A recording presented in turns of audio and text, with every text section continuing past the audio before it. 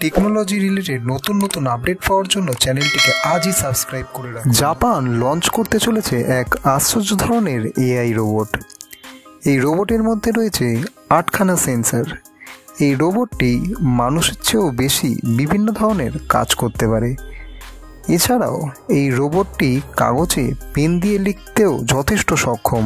এই রোবটটি 60 ডিগ্রি কোণে স্বাধীনভাবে খুব ইজিলি ঘুরতে পারে। বর্তমানে এই রোবটটি প্রায় 30টি ভাষা জানে।